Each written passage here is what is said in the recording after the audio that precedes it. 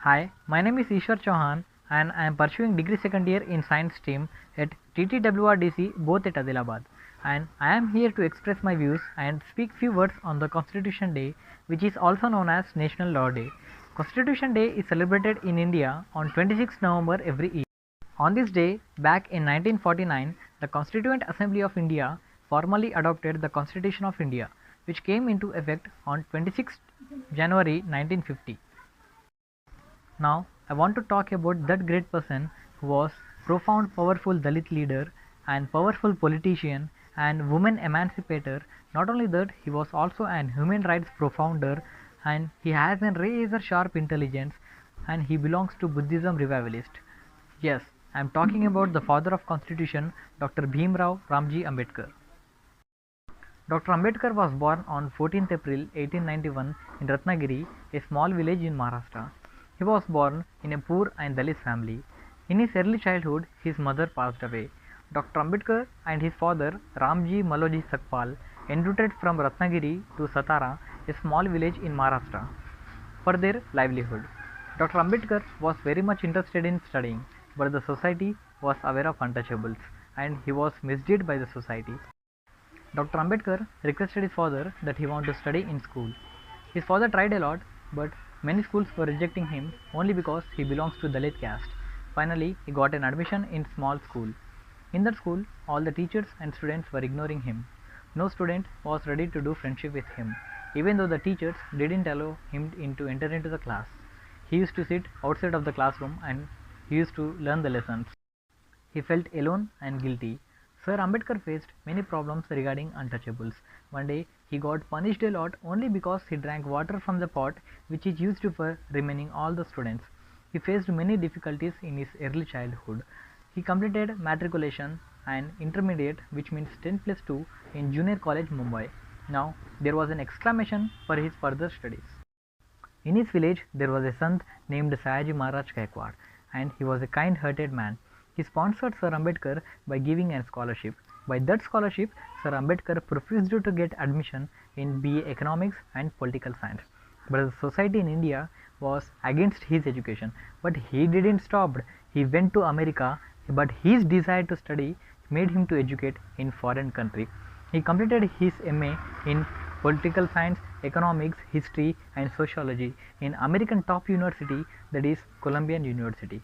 After America, he went to London and he learned law. After that, he was preparing for PhD. After PhD, he secured doctorate before his name. After securing PhD from London, he came back to India. He obediently thanked Sant Sayaji Maharaj for giving the scholarship so that he studied. But the problem was not completed. Why? Because all the society members were ignoring him only because he belongs to untouchable. Then he got a job in the military secretary in Mumbai. And then he became the great person, but there is of no value.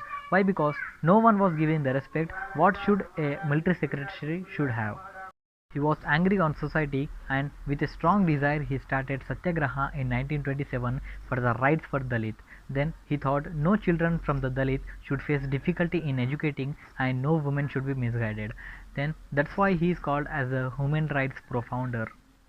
Do you know from where did the Reserve Bank of India has started? Yes, it is just because of the two books written by Dr. B.R. Ambedkar. The first one was The Evolution of Finance in the British India, and the second one was The Problem of Rupee. Because of these two books, the Reserve Bank of India has started. Now, can you imagine, guys, the small poor guy from Dalit has started the Reserve Bank of India? Isn't it shocking? Now, I want to talk about the Constitution. The Constitution of India is the supreme law of India. The document lays down the framework demarcating fundamental political worth. It includes structure, procedure, powers, and duties of the government institutions, directive principles, and also the duties of the citizens are laid down in the Constitution of India. Our Indian Constitution is the longest written constitution in the world.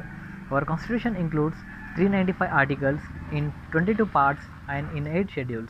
But at the time of commencement, our Constitution had 448 articles in 25 parts and in 12 schedules. Recently, 104 amendment took place on the 25th January 2020 for the extension of the reservation seats for SCs and STs in the Lok Sabha and the state assemblies. The Constitution declares India a sovereign, socialist, secular, republic, democratic assuring its citizens justice, liberty, equality, and endeavors to promote fraternity. And the Constitution of India also includes a preamble with the title We the People of India. Now, I want to talk about the two governments of India. The first one, the unitary government, and the second one is the federal government. Unitary. Unitary government is also known as the centralized government. Here, in this unitary government, all the powers are held by a single central agency, and the central government has the supreme powers. The unitary government includes 14 features, but the 10 are most important. The first one, strong center; 2, state law; 3, single citizenship; 4, single constitution; 5, flexibility of the constitution; 6, no equality of the state; 7, emergency provisions; 8, appointment of the governor; 9, integrated judiciary; and the 10, all India services. And the second one is the federal government. The federalism is the system of government in which the powers have been divided between the center and the constituent parts. This federal government includes 7 features. The first one is the written constitution, second one is the supremacy of the constitution, 3 is a rigid constitution, 4 is the division of the law, and 5 is the division of the powers, 6 is the bicameral legislature, and 7 is the dual power policy. Now, I want to express my views on obeying of the constitution. I think I follow equality, discipline, liberty, fraternity, and few features of the constitution. The tribal welfare Gurukulam college, which I am studying now, I think it is the only blessing of Dr. Bhimrao Ambedkar, who fought for the rights of Dalit.